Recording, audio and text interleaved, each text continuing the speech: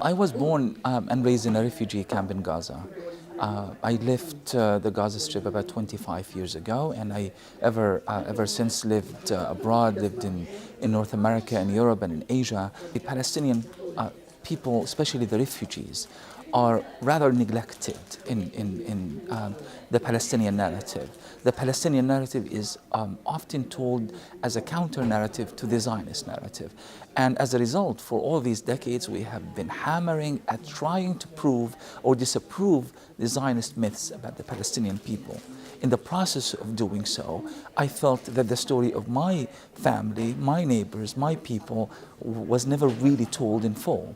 So it started as that, just the notion of the need to give people a voice, articulate their existing aspirations and hopes and dreams. And that's how it really progressed. I wrote 4 books, all related to people's history of the refugees, or what they call history from below. So that was really the foundation of why, of how I ended up progressing all the way to writing this book. Largely, public opinion is controlled by mainstream corporate commercial media. And the media has a very clear agenda, and regardless of what Trump does or doesn't do, it will always side with Israel.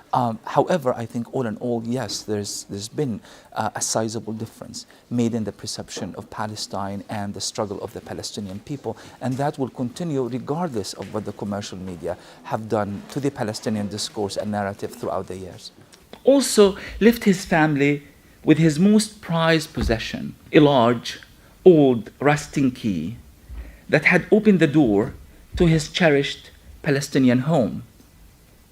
The house no longer exists, but the key was kept in the family home in Yarmouk as a testament to their right of return. And now, the Yarmouk home no longer exists either. One thing I'm actually trying to do is I'm trying to change the conversation. I'm trying to shift the conversation to something else entirely.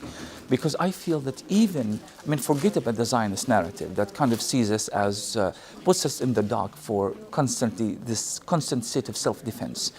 To prove that we are not terrorists, we didn't all vote for Hamas, we are not violent, we love our children, and so forth and so on. We are tired of the Zionist narrative and the way that has a strong hold on the Palestinian narrative. But I also think that within the Palestine solidarity movement, sometimes we borrow so much and we reduce the struggle of Palestine to that of violence versus non-violence. Where is your Palestinian Gandhi? 1 state versus 2 states, and so forth, to the point that we created this caricature of the Palestinian struggle.